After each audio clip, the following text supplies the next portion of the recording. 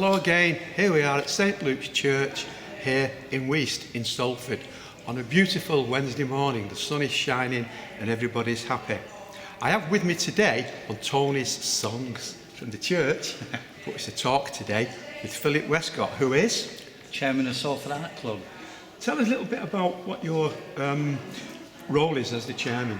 Well, basically I'm just there to keep everything running smoothly. I mean, we have a super select group of people who do different jobs within the club, organise activities. The committee, yeah. And others perhaps. And it's just really just to chair that and help run certain things. I mean, or help provide people who I've seen who I think would work well at the club, you know, for talks or workshops. Each one has a different role, but it's up to you to coordinate. I just coordinate it, and Janet, the programme secretary, she coordinates the people who are coming in. Under her now as well, because she has a group got two helpers now as well. Regarding the history of the art club, I'd like you to talk a little bit about just your own personal thoughts on the history of the art club that come to mind. It's strange because I've started to reminisce quite a bit at the moment. It's coming up to nearly 50 years since I joined the club the first time in the 70s. I was there for about 10 or 15 years and then had a break, and I've been back again for about another 11 years. Wow. It was very similar but slightly different. It was a bit more formal in those days. Meals and that were collar and tie do's, and we actually met in the main gallery all the time, which was good because you saw the paintings. It was a full gallery at that time. The Pilkington section wasn't there, and we had a yearly exhibition at that time. Plus there was a selection of artists like there is now, you know, professionals to beginners. I mean, it was there where I met Harry Kingsley, the first one I'd like to mention. Yeah. And I came along and I was, you know, just starting off in the art business. He was quite experienced. And he became a good friend and helped and introduced me to galleries and agents and all sorts. And I went to his house one day. It was actually on the same row of houses up in Mottram as Lowry. I remember Lowry's house in Mottram, Yeah, he was on the same row. With the blue plaque on it. Yeah, he was on the same row. Yeah. I mean, it's a shame really, because history will have forgotten him, because it's not like you've got Facebook and websites now. So there's very little record of him, apart from he's got a lot of paintings in all the galleries in the area. And lots written about him as well. No, nothing, hardly anything. Lancashire Army up in, I don't know which one it was, up in Lancashire, the army, the museum there, and apparently he was captured in the war, and while he was a prisoner of war did sketches, and they got hold of some of these and they wanted some information about him, and we just didn't have any, and they couldn't find it. And that's available now? Have they lost it? No, they still got all the pictures he did, the sketches. But none of the written not much about him. Yeah. Shame, yeah. I mean, the other one is I think his pictures tell the whole story. Oh, they do. I mean, he captured the end of Lowry's when all the terrace houses were coming down. Yeah. And he did pictures of Moss Side and places like that, where all the demolition was going on. Good night, Judd. See you later. Judd likes to say good night. Yeah. When he's going away, he has a greeting when he leaves. We've had a service earlier, it's not this morning, that you can hear them talking in the background with the brew and a cup of tea. I've got mine here behind me, and Judd always says good night to everybody, so that was Judd's contribution to the video. Well, the other one I knew very well was somebody called Vera Lowe, who was... I was going to say Vera Lynn then. Vera Lowe. No, I didn't know Vera Lynn. I'm not that old. No. Vera Lowe, and she was on the committee, and she was a friend of the family, but she was also a friend of Lowry. Right. And I went round to her house one day, and she got a couple of these small pictures on the wall. Where did she live? She lived in Worsley at the time. She actually moved to Southport. Where was she from originally? Well, she's from Salford. Weast? I don't honestly know. Oh, I heard she was actually from Weast. Vera Lowe. Oh no, that was Edith, you're talking of Edith. Vera Lowe. Vera Lowe. And up on the wall she had a couple of Lowry's pictures, and she said she used to go around to his house, have a chat with him, and she was leaving, they'd be all laying on the floor. She said, oh, take a couple. Wow. So she had a couple of original Lowry's. Yeah.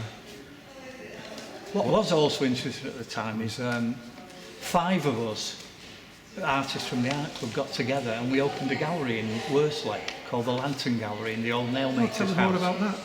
It's the little white building by the side of the Packet House. Oh, I know it. Yeah, a lot of people know know white it. building. And It's a circular building, I think. No, it's Or maybe oblong one. square. It's by the size, yeah. I know where it is, where you Yeah. walk down Yeah. the cobbled road Over towards the canal. over the 25 steps. Yeah.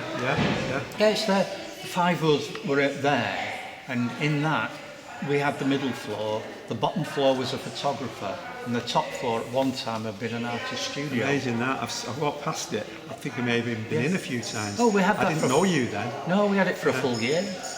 I mean, there was me, Ernest Duffield, who was a wood carver, Yes, I've heard of this. Roger, who was a watercolourist, Sharon, who did pyrography, you know where you burn the wood, Yeah, yeah. and she did cushions, and another girl who did watercolours. So 5 of us, right, for a year. Although I did get fed up of painting pictures of Worsley to pay the rent. Was that part of Salford Art Club? No, it's just members who got together. Members of Salford, Met but it's at- still part of the art club. Oh, that yeah. the members. Yeah, and members Yeah. came along and did extra work, you know, and looked in on us. Unfortunately, at the end of the year, he doubled the rent and we had to give it up. Oh yeah. Did you sell much? Well, as I said, I had to do a picture of Worsley once a month to Yeah. pay the rent, and anything extra was anything I sold extra was great. Yeah. It's a good thing to do. What about Edith? Well, Edith, like, as chairman of the art club, one of my unusual jobs is I have to pick one painting each year to go in the exhibition with either a link to the club or a link with something to do with the club. So the first time I said I picked Harry Kingsley. The next time I picked one of the old members because it was our 70th anniversary of the exhibition's start. Yeah. And this time I picked Edith Le Breton because I watched something that linked the ethos of the club, the way it's so friendly and helpful. And Edith, who was born Alice Sapple in Weast. I thought that because when you was doing the talk, giving out the awards on Saturday at the exhibition opening, you spoke about that and you spoke about the person from Weast, and that's why I interrupted a little bit there because I thought it was her, No, she's took a great-grandmother's French name, heritage name, Le Breton. Possibly because she came from Weast, I don't know. And she was talented anyway because she got a scholarship to Salford School of Art from 13. Wow. Yeah. But really it was a membership of the club, and Lowry obviously took her under his wing. So she was there at the same time as She was Lowry, at the same obviously. time as Lowry. He took her under the wing and he recommended her to, what's his name? Albert Frey, who was the curator at the time. Yeah. And they offered her an exhibition, and Lowry suggested they collected a couple of her paintings for the permanent collection. Yeah. Which they did, and obviously she went on to get international fame. Yeah. And again, all linked to Salford to Do you think start she with. was influenced by Lowry or tutored, mentored perhaps? Mentored a little bit, but if Yeah. you look at her style, it's nothing like Isn't Lowry's. it? Okay. No. It's still showing the people and places of Salford.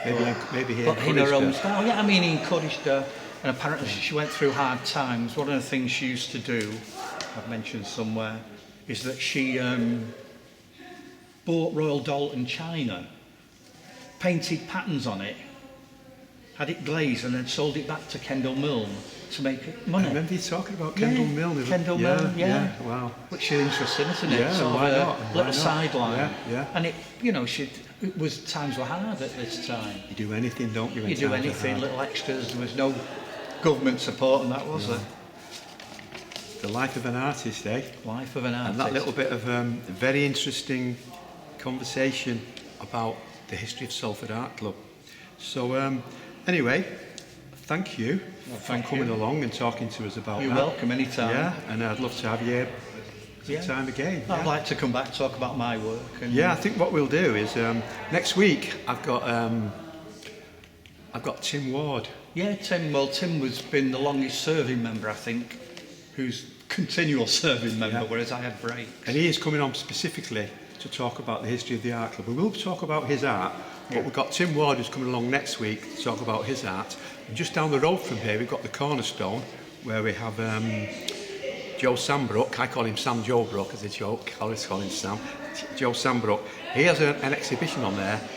And the first time he actually exhibited work was when we used to run From the Art of Salford. Yeah. There. Oh, yeah. And now he's running his own art show there, and he's coming down the week after to talk about that too.